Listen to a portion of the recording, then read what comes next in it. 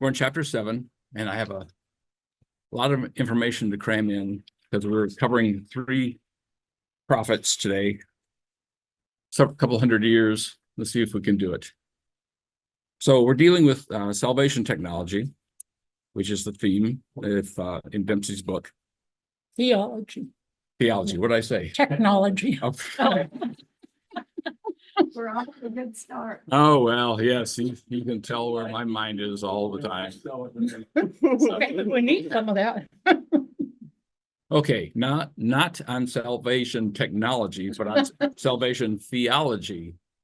I'm curious of your thoughts. What comes to mind when you hear that phrase?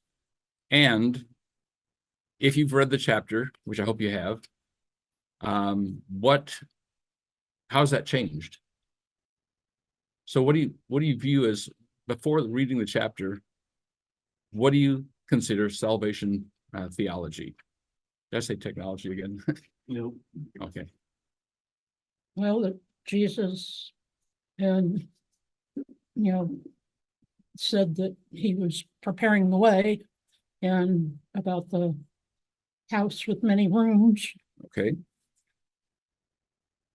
Anyone else?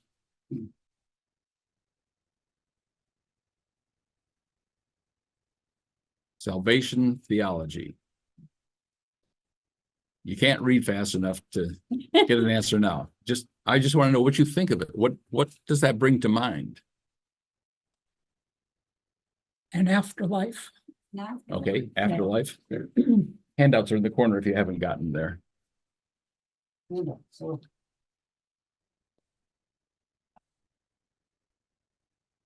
I always think to read Revelation, but then that brings in another whole subject. Yeah. It's hard to understand, really. I guess I kind of think of it as a roadmap of life, how you're supposed to live your life. Mhm. But that's about it. Okay. Okay. Well, in earlier days in the church, I think of the teachings we had there for so long, that was, the 3 levels of Glories. Yeah. Glory. Yeah. And that you had to really be good to get to the best one. Yeah, that was tough. Right. the question I would have though is what do you think of salvation theology as far as the Old Testament? Since we're studying the Old Testament. Okay. Well, that's a good question, Dennis. What would be your answer? Well, You asked the question. I asked the question. But he's not in the teacher's chair today. I would say that it was keeping the covenant with God, doing your part of the covenant. Okay. I do think Christians have always looked at the Old Testament salvation theology as preparing the way for Jesus, because of the way we've read Matthew, and Right. he kind of blew my mind in that chapter when Mhm. Isaiah may or may not have been talking about Yeah. Jesus. Yeah. Well, when you read in the Old Testament, we talk about salvation, like leading Egypt, that was Mhm. salvation. Yeah. Right. Right. So earthly, more So like almost all on the this time, earth. at least in the Old Testament, they're talking about, something happening to you right now. Yeah. Well, that's Right. true, because they're about to be, if they haven't already been thrown out of Israel and are captives in Babylon, or I can't remember, because they go to 2 different places. Yeah. Either Assyria or Babylon. Yeah. Yeah. Okay. Well, I think we view salvation theology in terms of the New Testament, frankly. And I think what Dempsey is trying to do is say, let's take a look at it from the Old Testament standpoint. And in the New Testament, obviously, it ties in with Jesus Christ and the salvation he offers to believers in him. So let's take a look here at what Dempsey says. But as a review, I want to bring you back to a couple chapters ago when he talked about the nature of classical prophecy. And I'm not going to talk about all 6 of those, just the one that's in bold. And you can accept or reject this. I mean, this is Dempsey talking, but he's basically saying that prophets have to be relevant. And he defines that as being relevant to the needs of the day, to correcting a pressing problem, and guidance for the immediate real life situations that the people are in. So in that sense, he's saying it does not apply to people 100, 200, 1,000, 2,000 years in the future. He's saying it's relevant to that day. But it can be. Okay. It can, It wasn't meant to be, okay, but it can be. We find a lot of the Bible is relevant to what's happening today. sure. But And they he's, knew nothing about what we're going to be going Yeah. through. he's talking specifically about prophecy. The prophecy, he believes, he states, has to be relevant to the time and the era and the people that it's addressed to. Well, I can see that because if you prophesy 2,000 years in the future, who's the people of today, they're going to say, I won't be here. What does it have to do with me? Okay, so let's keep that definition in mind as we go through and talk about the rest of this chapter. So he talks about salvation writers or salvation theology, and he says that in the Old Testament, they are predictors of some future assured salvation for Judah. Okay, not personal salvation, but salvation for Judah as a country. It goes on and says they typically, and keep in mind, he's distinguishing salvation writers from the classical prophets. Okay. He says they promised astounding security and luxury. Streets paved with gold. Israel, Judah would be reunited. They would be on top of the world. Kings would come and bow down before them. Okay. And third, Are they the early prosperity? they could be. They could be. And third, he says it's without regard for other people's rights. Now, what do you think that means, without regard to the rights of other people's? Well, they were promised a land, and, the land already belonged to people. Right, So they would be going in and taking over that land. right. And if they are, and this is the phrase you'll hear, the chosen people, then kings will bow down to them from other countries. All wealth will flow to them. Their brass will become gold, et cetera, et cetera. Okay. So that's what he's talking about when he talks about salvation writers and salvation theology. When you were doing this, Yes. when I was reading it, I was thinking where Israel is today and kind of weave a little bit of, and I couldn't like do it. Okay. I kept thinking, what's the message here? What's the Yeah. prophecy back then for Yeah. what's going on now? Dempsey would say that the prophecy back there was not meant for today. That's why I couldn't get it woven in. Yeah, yeah. That's why you had a hard time. That's Now, why I had a hard time. Again, individually, we have to decide how much of this we want to buy and how much we don't want to buy. Okay. But Dempsey is basically saying prophecy is for the time and place of the prophet, not for 100, 200, 1,000 years, 2,000 years in the future. I do think people could read the Old Testament and, interpreting the Bible has always been an issue for us as human beings because it leads us to do things that might not necessarily be what God intends. So if people read the Old Testament to say, the Jews are the chosen people and this is their land, then that gives them that power to say, we belong here more than you. And so I do think it becomes complicated because Yeah. of the Bible sometimes, Exactly. And as we go through this, I think you can understand why the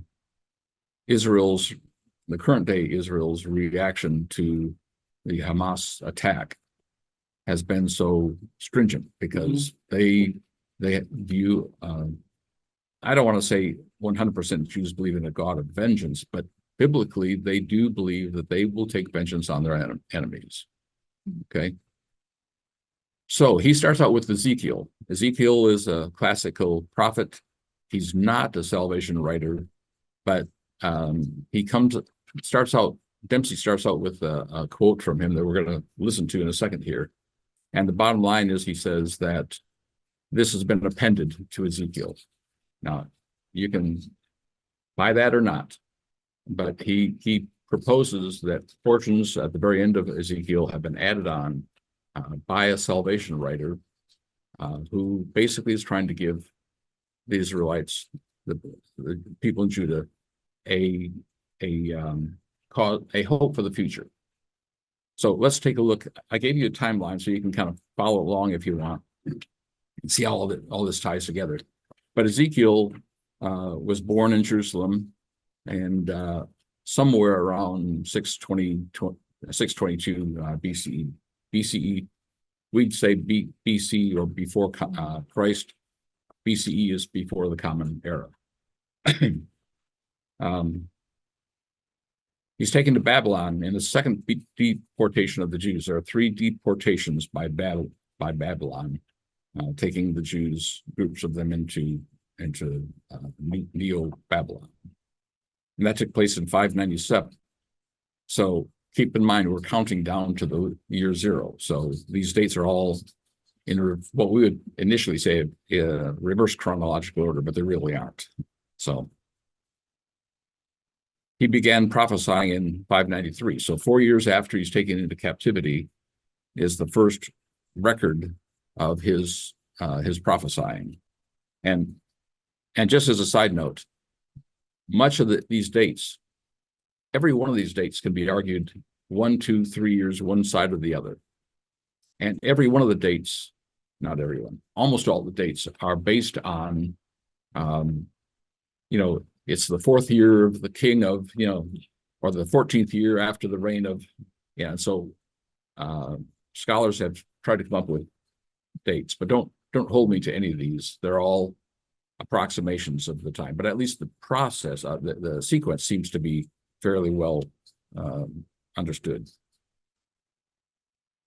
Ezekiel was an interesting fellow because and I think we've talked about him a little bit in the past, that he conveyed his messages to Israel, to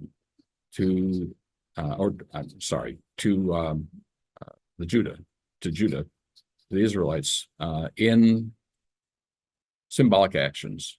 So, for instance, he laid on his side eating bread that had been baked over excrements. Not an ideal cooking situation. He ate a scroll containing the words of God. And he at one point shaved or cut his hair and his beard and divided it into thirds, 1/3 burnt, 1/3 scattered, 1/3 he put in his garment and held. And the concept there was that the people of Israel would be scattered, that 1/3 would be destroyed, 1/3 would be scattered, 1/3 would be saved by God. And eating the words of God was meant to indicate that you had to eat and consume the words of God to live a good life.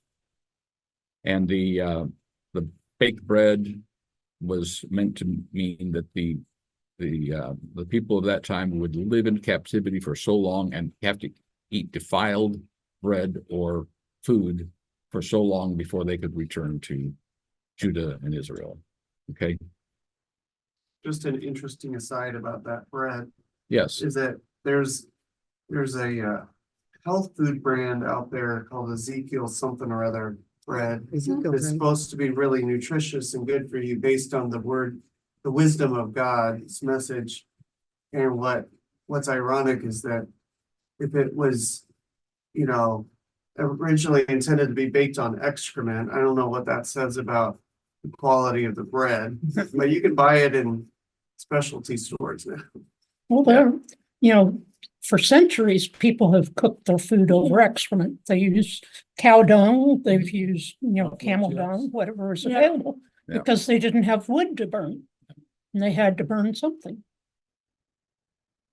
Well, I can't speak to the Ezekiel bread that Ryan's talking about. I actually have had it and I think it's good. Yeah. I'm not sure I'm gonna have it again after. Well, I really wonder if they're equating that more with Ezekiel eating a scroll of the words of God. Yeah. That somehow it ties in with that more than the previous symbolic events. So anyhow, Ezekiel prophesies of judgment, restoration, and the future temple. And so let's move on here. His calling. Jonathan, Yes. I've been ruminating about something you said earlier that Okay. I want to push back, and I don't Okay. think you meant it in any particular way, but you said that there is a lot of vengeance and judgment in the Old Testament. Yeah. But I don't think it's fair to say that that's what all Jewish people are thinking about with this. No, but I thought Hamas. he qualified it and said that that's not what all Jews believe Okay. today. Yeah.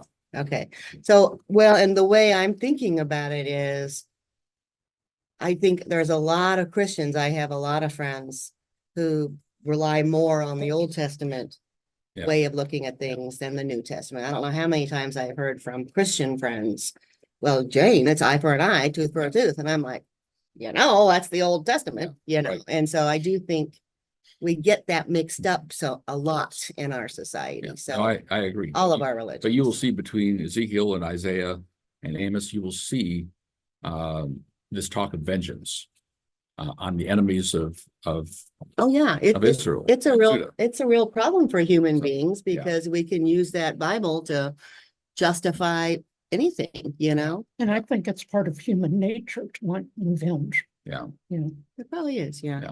Well, and that's why I think the teachings of Jesus are so unique, because he basically Yeah, taught to turn the other cheek. he said the opposite. I still remember. Although, remember, Amy Jill Levine says that meant a little something different than what we always thought it meant. Do you remember what she said? Not offhand. She said Remind us. that it was actually more of an insult when he said, Oh, okay. turn the other cheek, that Well, it kind is of like a challenge, I Yes, guess. right. Is that how you? Because you can snap the one with Yeah. your hand open, but the other one you have to do with the hand, that's the back of the hand, and Yeah. that is more of an insult if you slap someone with the back of your hand. Yeah, Yeah. so there was like a hidden insult in that one. I thought that was interesting. okay. Well, okay. In answer to what was Ezekiel's prophetic calling, he viewed the exiles, the people, as God's chosen people. We've mentioned that already. He did not call the people to do anything. There was no moral imperative in Ezekiel's language. He addressed a time when the people needed hope, not a challenge. Okay, and again, you can disagree with some of this. It's Dempsey. I'm simply telling you what Dempsey said, and you can take it or leave it. But Ezekiel set the stage for later salvation theology writers. And the way he said it is in this next passage that I want to play for you. So you have in front of you, hopefully, a sheet and a pen. And if you don't, they're over in the corner there. And as you listen to this, I want you to take some notes, just one or two word notes on the prophecies that you hear in this. Okay? So if you don't hear any prophecies, you have an easy job. Okay, here we go. Chapter 37, The Valley of Dry Bones. I felt the powerful presence of the Lord, and his Spirit took me and set me down in a valley where the ground was covered with bones. He led me all around the valley, and I could see that there were very many bones, and that they were very dry. He said to me, Mortal man, can these bones come back to life? I replied, Sovereign Lord, only you can answer that. He said, Prophesy to the bones. Tell these dry bones to listen to the word of the Lord. Tell them that I, the Sovereign Lord, am saying to them, I am going to put breath into you and bring you back to life. I will give you sinews and muscles and cover you with skin. I will put breath into you and bring you back to life. Then you will know that I am the Lord. So I prophesied as I had been told. While I was speaking, I heard a rattling noise, and the bones began to join together. While I watched, the bones were covered with sinews and muscles, and then with skin, but there was no breath in the bodies. God said to me, Mortal man, prophesy to the wind. Tell the wind that the sovereign Lord commands it to come from every direction, to breathe into these dead bodies, and to bring them back to life. So I prophesied as I had been told. Breath entered the bodies, and they came to life and stood up. There were enough of them to form an army. God said to me, Mortal man, the people of Israel are like these bones. They say that they are dried up, without any hope, and with no future. So prophesy to my people Israel, and tell them that I, the sovereign Lord, am going to open their graves. I am going to take them out and bring them back to the land of Israel. When I open the graves where my people are buried and bring them out, they will know that I am the Lord. I will put my breath in them, bring them back to life, and let them live in their own land. Then they will know that I am the Lord. I have promised that I would do this, and I will. I, the Lord, have spoken. Judah and Israel in one kingdom. The Lord spoke to me again. Mortal man, he said, take a wooden stick and write on it the words, the kingdom of Judah. Then take another stick and write on it the words, the kingdom of Israel. Then hold the two sticks end to end in your hand so that they look like one stick. When your people ask you to tell them what this means, tell them that I, the sovereign Lord, am going to take the stick representing Israel and put it with the one that represents Judah. Out of the two I will make one stick and hold it in my hand. Hold in your hand the two sticks and let the people see them. Then tell them that I, the sovereign Lord, am going to take all my people out of the nations where they have gone, gather them together, and bring them back to their own land. I will unite them into one nation in the land, on the mountains of Israel. They will have one king to rule over them, and they will no longer be divided into two nations or split into two kingdoms. They will not defile themselves with disgusting idols any more, or corrupt themselves with sin. I will free them from all the ways in which they sin and betray me. I will purify them. They will be my people, and I will be their God. A king like my servant David will be their king. They will all be united under one ruler and will obey my laws faithfully. They will live on the land I gave to my servant Jacob, the land where their ancestors lived. They will live there forever, and so will their children and all their descendants. A king like my servant David will rule them forever. I will make a covenant with them that guarantees their security forever. I will establish them and increase their population, and will see to it that my temple stands forever in their land. I will live there with them. I will be their God, and they will be my people. When I place my temple there to be among them forever, then the nations will know that I, the Lord, have chosen Israel to be my own people. Okay, What happened to the guy with the British I accent? know. I knew someone was going to ask that. This particular reader is reading from the Good News Bible, so it's more of a contemporary version. So what prophecies do you hear there for the people? That he's going to bring the people back to life, even though they are living, they are hopeless and feel they have no future. Right. Israel's like a bunch of dead bones. and God will breathe life back into them as a nation and bring them home. I do think you can say it's the first zombie story. Yeah, that's what I was thinking. Just saying. Well, when I went looking for some images to go with this, a lot of zombie pictures do. So, So, somebody got creative yeah. later on and made good movies from that. Well, and you all know the song "Them Bones." Oh, yeah. Yeah, it's Love based it, love it, on this, and of course, there are two versions of it. One they teach in schools, Yeah. and it lacks a phrase, and the phrase at the end of each stanza is something about, and so said the Lord, so said the Lord, and that phrase is taken off of the secular version, but it's meant to be based on this passage in Ezekiel. Mhm. So, what other prophecies did you hear? They were gonna have their own land and be protected on it, and Okay, their king would be David, okay, and it would last forever.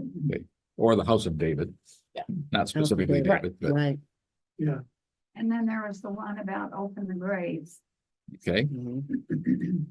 and they would be brought back to life. Yeah. That's pretty awesome. Yeah. So it kind of went from some symbolism to, I guess, real life. I don't know. I don't know if the graves thing was symbolism or literal, but bringing Israel back to their native or ancestral land. And then I wrote down the imagery of the two sticks reuniting Judah and Israel. Okay, So there's one kingdom, one king, and then they will live there forever. okay. And how long will the temple last? Forever. And how long will the house of David rule Israel? Forever. Okay, and how long will they have their ancestral land? Forever. Okay, It always makes me, when I think about this, I saw Joseph in his amazing Technicolor Dreamcoat. Yeah. And the version that I got to see while the pandemic was going was the stage play that Andrew Lloyd Webber put together. And in it, when Joseph is thrown in the jail, he does this beautiful song, that they can do whatever they want to me, but it doesn't matter because we have been promised a place of our own, a land of our own. Yeah. It's such a powerful song. Mhm. okay, let's clarify a few things. Take a look at the timeline here. It was the house of David still rule Israel? What do you think? Doesn't seem to me. No, I don't think it does.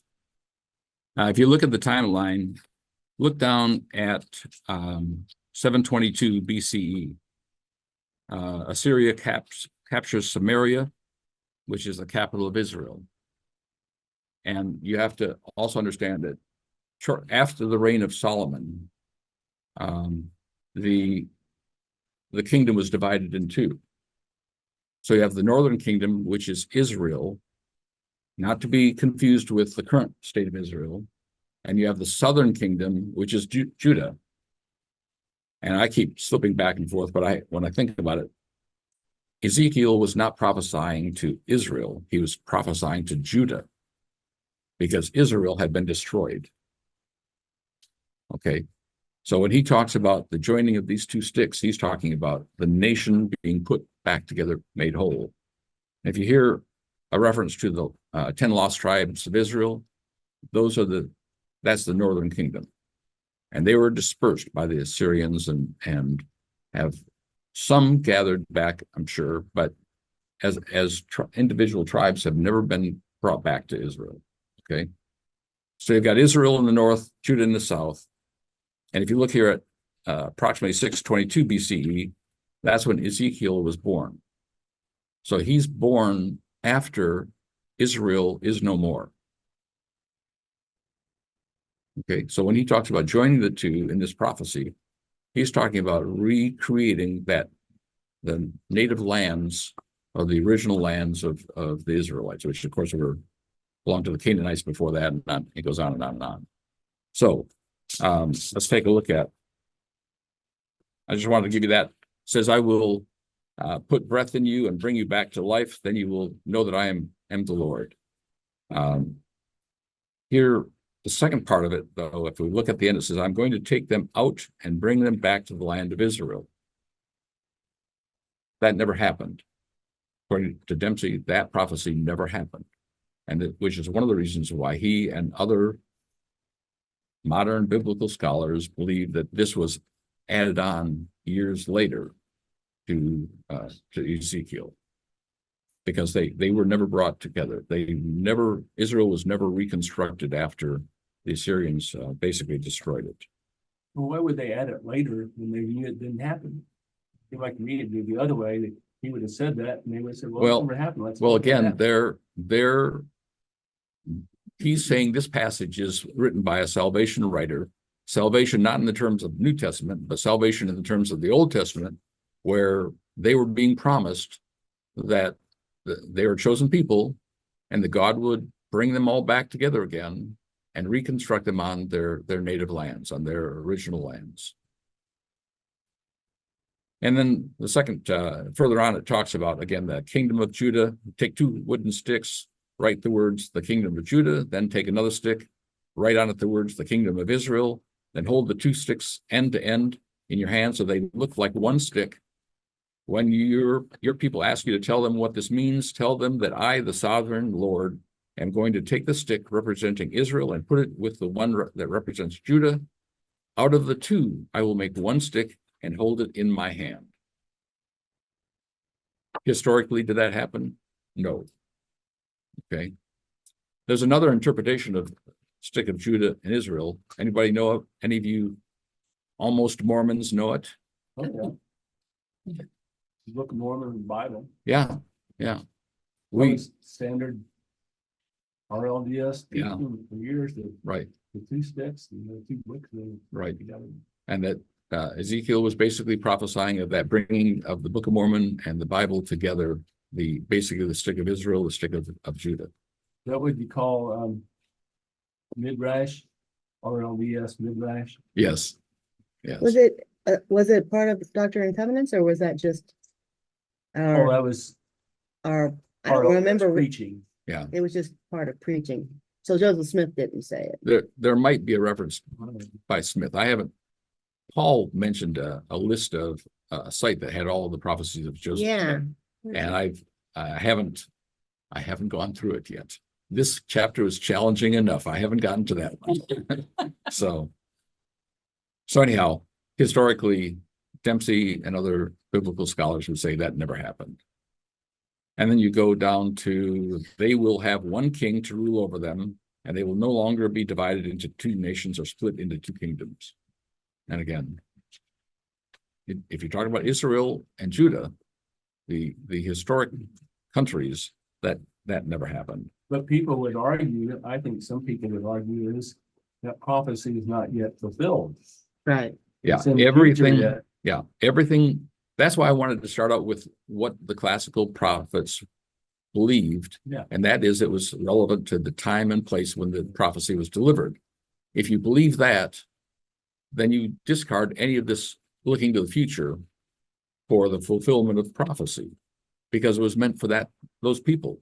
Mm-hmm. And the argument would be made by Dempsey and others that why would you talk to the people in exile about the bringing together of their nation 2,000, 3,000 years in the future? What they were trying to do is provide hope for the people at that time. And again, you can buy this or not. I mean, this is just open for your consideration. They will live on the land I gave to my servant Jacob, the land where their ancestors lived. Well, that never happened for Judah and Israel.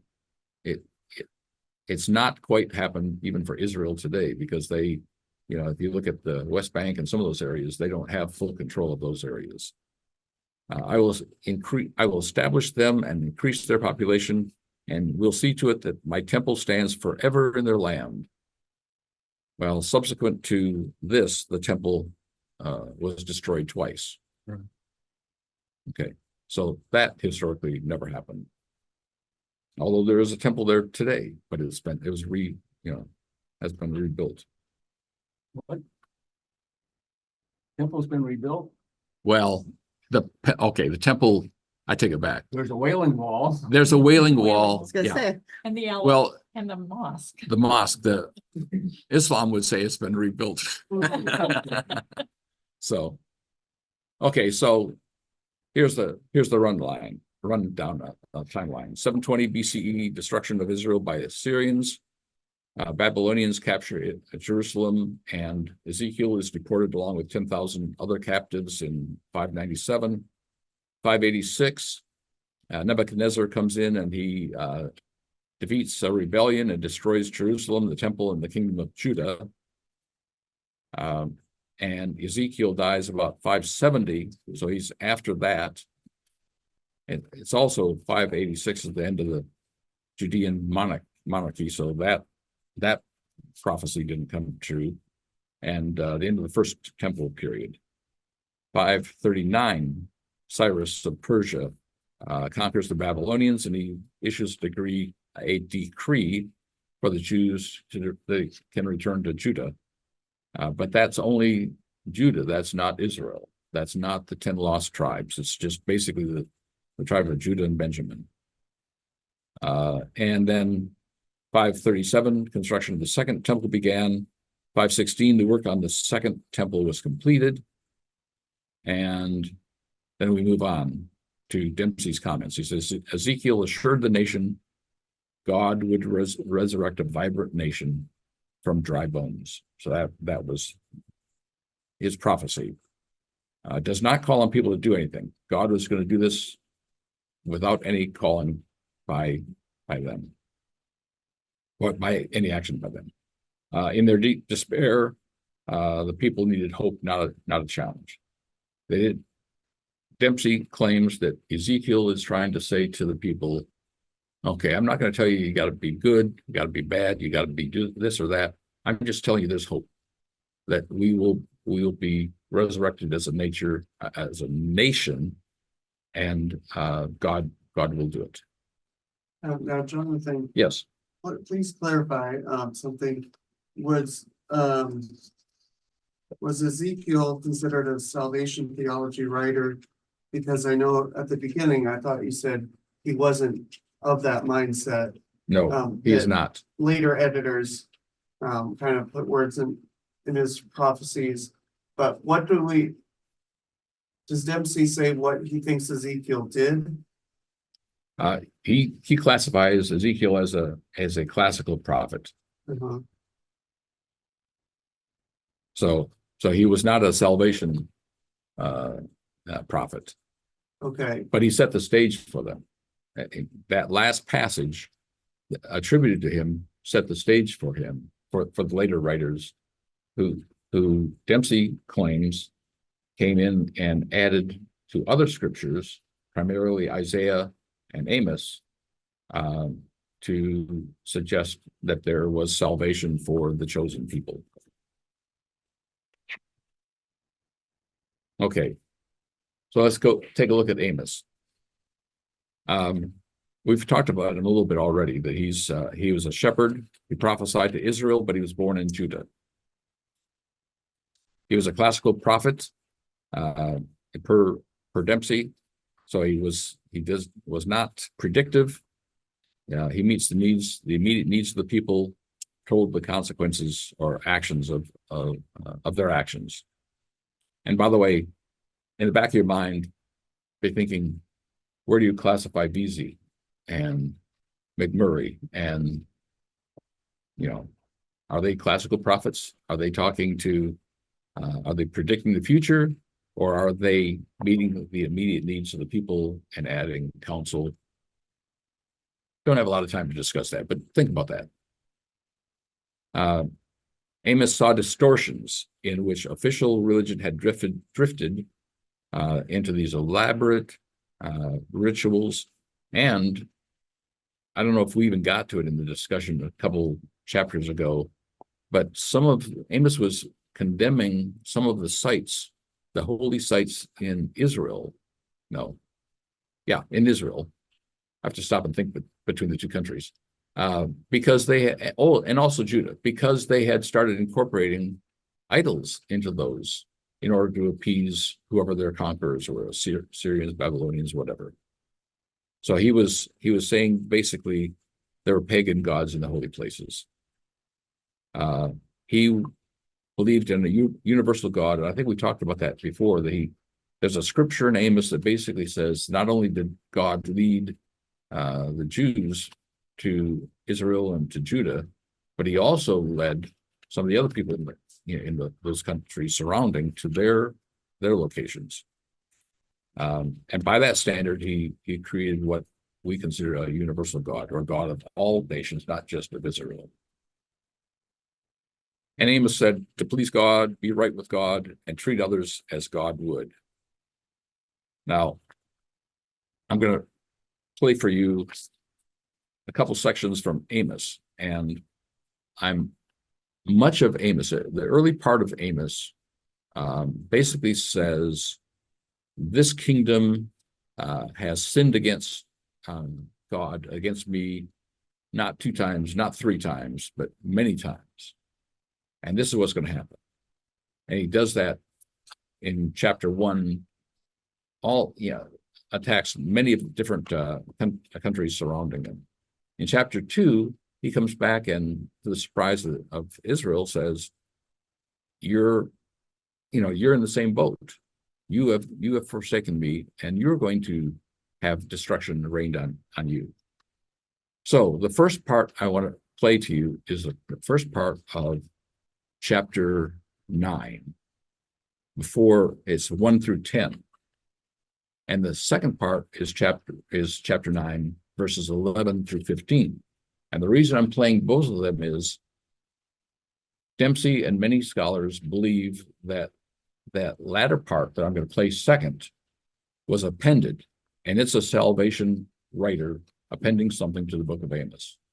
And the first part is more Amos and consistent with the earlier 8 chapters. And so I want you to listen and see if you see any significant difference between the two in, I'd say, temperament or language or anything of that sort. Okay? So here we go. Here's the first 10 verses. Oops, missed it.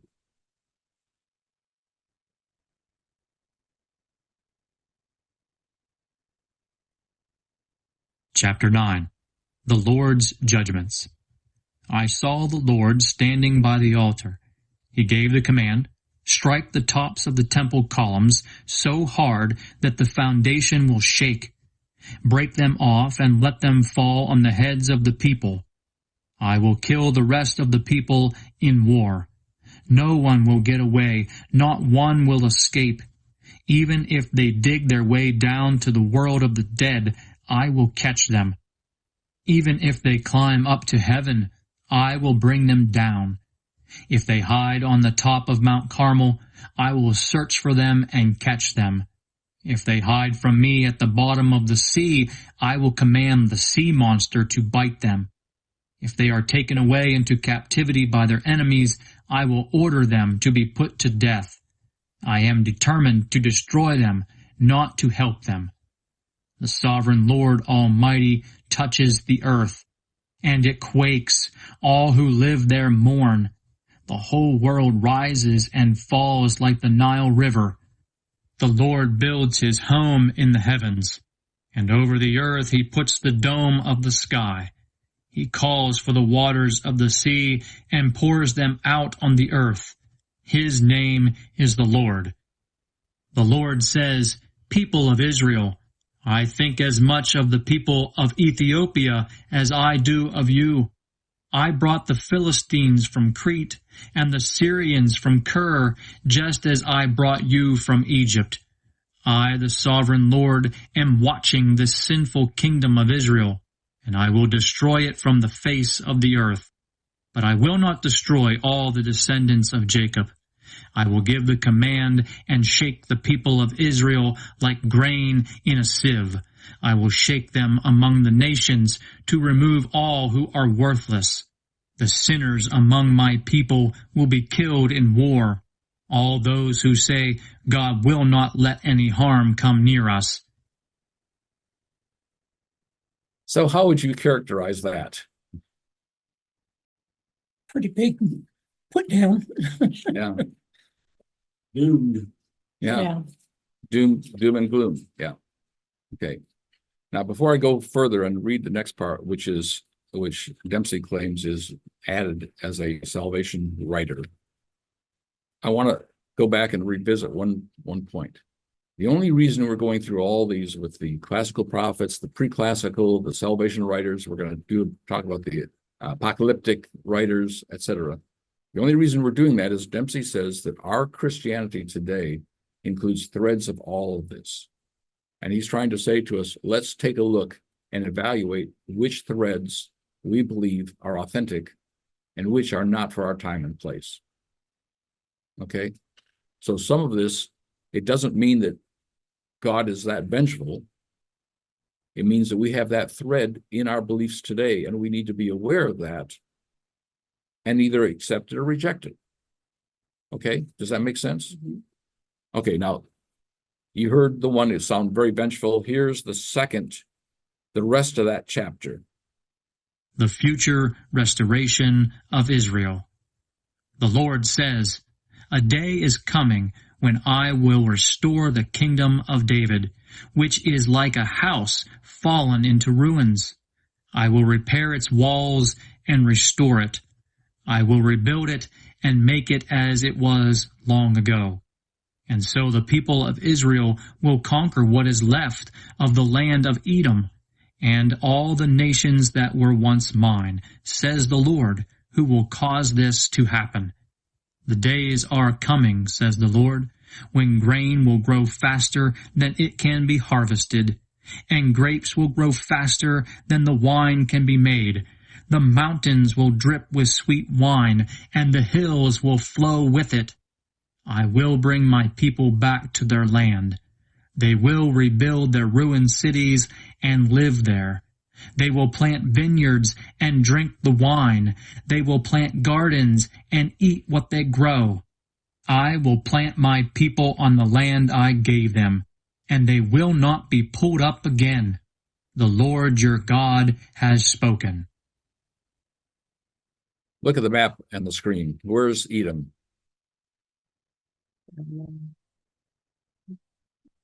Yeah, towards the bottom. Okay. Is that part of modern day Israel? No, it's not. And it didn't become part of Judah or Israel at that point in time. I just want, before I move on from this, I wanted to point that out to you, that it's, again, Dempsey is saying that this is a salvation theologist, writer, adding hope to the end. Do you notice any difference between the tone of that piece and the earlier piece? Yeah, the first part was talking all about destruction and leaving just a few people behind. Yeah. The second one, it's all about restoration, conquering the lands around them, and being a land of plenty. Right. Good cop, bad cop. Is it good cop, bad cop? Yeah. Yeah. Well, again, that's the reason why many scholars believe those two were written by different people. The early part by Amos, the later part by another writer. Well, Now- why couldn't Amos say, this is the bad, now I'm going to tell you what hope. I mean, Well- what's their proof that it was two different writers? I mean, do they have writings from different handwriting? It's not, Yeah. Different vocabulary? it's not that easy. But I will tell you this. When I read Dempsey, the thought crossed my mind. I've written articles for science fiction fantasy magazine, and I've written articles for professional higher education journals. And the two are not the same. Right. Those two different subjects, though. This is all about. No, I'm talking even the tone, even the way in which you write is different. So I can see where the scholars come up with this contrast, saying it's not Amos all the way through, but I can also see where Amos had a good day and a bad day. So He was feeling bad about what he said before. It's like, right now, maybe it's time for me to give them yes, hope. yes, You know? yeah. Maybe he was That was depressed. pretty harsh again. It's like, Maybe be he was monsters. depressed the first part. Yes, he But wants to once fight again, we have a horror movie, and then Well, Godzilla. Dempsey goes through and contrasts these two, says, in that day I will restore David's fallen shelter or booth of David, depending on the version you're talking about, or the house of David, depending on which version of the Bible you're talking about. And Amos was from Judah, but preaching to Israel. Israel had fought to escape the oppression of the house of David after Solomon. And so Dempsey's saying that would not be a welcome prediction or prophecy for for Israel. So secondly, he says, I will repair its broken walls, etc. And basically talks about the way it used to be, rebuild it the way it used to be. Dempsey says Amos lived in the days of old. He lived before the house of David fell and the city was breached. House of David, in this case, meaning the temple. So they may possess the remnant of Edom and all the nations that bear my name. Well, Edom was ruled by Judah in the time of Amos until after his death and the destruction of Judah. So again, it's evidence to some people that this was written later. This is written years later. Somebody always wants the good old days back. Yes, don't we all? You know, Jonathan, this makes me think of where I live, where Bob lives. We have a lot of Jewish people in our midst, and we're in the dining room with them a lot. We have a lot of conversation there, and this is how they feel about it. Estelle, just what is it we believe? You know, they're confused. Yeah. Everybody's confused. Yeah, and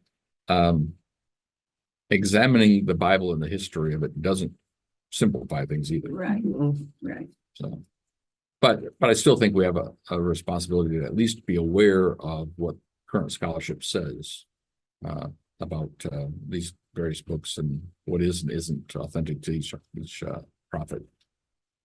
I'm going to skip down here. It says, I will bring my people Israel back from exile. And the return to Judah by many exiles occurred in 539, but never occurred for Israel. And that's who Amos was speaking to. He was talking to Israel, and they were never regathered together as a nation. It says, I will plant Israel in their own land, never again to be uprooted from the land I have given them, says the Lord your God. Well, the Romans later removed and dominated Judah more totally than even Babylon did. So, and I've listed some dates here, but you've got those dates on your sheet, so I'm going to keep moving along here. The conclusion is this passage or epilogue appended to Amos was clearly addressed to people of Judah by a 550 BCE writer and not the people of Israel in 750 BCE. It burdens Amos with a false, unfulfilled prophecy. And when Amos did predict, it was accompanied by a moral imperative. For instance, the one phrase, for 3 sins of Gaza, even for 4, I will not relent, because she took captive whole communities and sold them to Edom. So there's a moral imperative saying, hey, you're taking people and selling them into captivity. That's morally wrong. Therefore, God will punish you as a nation. The epilogue fails to represent the universal God and the God of justice depicted through Amos. And Amos was the one who said, but let justice roll on like a river, righteousness like a never failing stream. Right now, Gaza's not got a whole lot left. Yeah. Okay. We have just a very little bit. I'm going to skip Isaiah because good old Isaiah, it was from priestly family, but he basically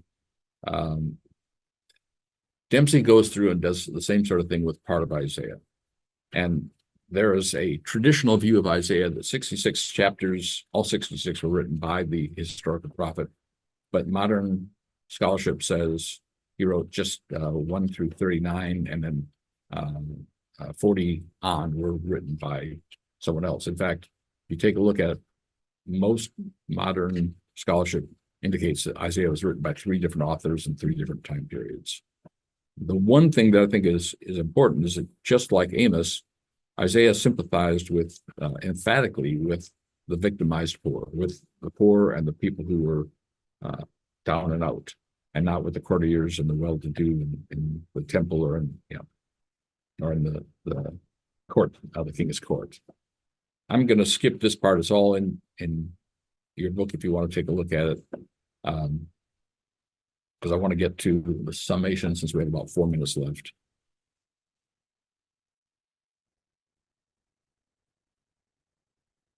We're almost there. Okay, Dempsey said, later chapters are salvation writings, nothing to do with Isaiah or anyone with prophetic gifts.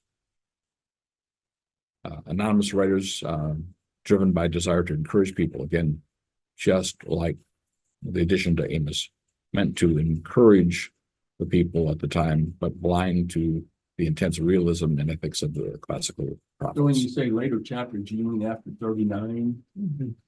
Yes, from 39 on, or after 39, yeah. When Dempsey says prophetic gifts, it has nothing to do with Isaiah or anyone with prophetic gifts. He's going back to the classical explanation of the classical prophets, that they were prophetically addressing the people of their time and place, and they did that through an understanding of the realism of that time period. Mhm. And that they are intuitive philosophers and prophets who basically understand the needs of the people for that time period, and not worrying about 100, 200, 1,000 years later. So that's the prophetic gift he's talking about, is a sense of realism, an understanding of the philosophy and the nature of God. Some claim that verses address God's plan for our age and future, the future yet to come. And Dempsey would say, however, people at that time were told the prophecies were for them, not for people's thousands of years later. And it also appealed to Judah's yearning for encouragement, honor, and revenge. And that revenge is probably should be underlined, because they did want revenge at that point in time. They had been exiled into captivity, 3 different deportations. So here's the summary. Salvation writers were a jolting contrast to the prophetic. And these are the points that Dempsey makes. God will upset history and magically save them. That's what the salvation writers were trying to say. This God of the universe will magically upset history and save them. It fostered a passive reliance on God. In other words, God will do it. We don't have to do anything. Overall tone was highly partisan and sometimes unethical. Predictions often proved false. In many of the cases we pointed out, they proved at least historically false. Writings were based on the hopeful delusions of priests who let their loving concern warp their judgment. So it was a concern for the people, but they let their emotions get the best of them, rather than reflecting truly the will of God based on the realism of the situation. He said the modern legacy is the glorious promises to subjugate ancient Judeans are assumed to apply today, and that means we can look forward to streets of gold and wealth of nations flowing to us and peace forever. And he's saying that this is in error. Glorious future will be caused by miraculous intervention by God, not human effort. And he's saying again, this is the legacy, and this is the concern with simply considering just those salvation writers and their writings. And the blessings are for us, the chosen people, and the wicked cannot be saved. Only those righteous, baptized, chosen few. Quite different from a universal God that speaks to all people and encourages all people to come to him. And they're saved by grace. Yes, yes. So I think you can see in some religions, you can see the evidence of that. They're waiting for the end of time, because then the righteous will be saved. And of course, we are the righteous. Nobody else out there is the righteous, et cetera, et cetera. So I'm only 1 minute over time.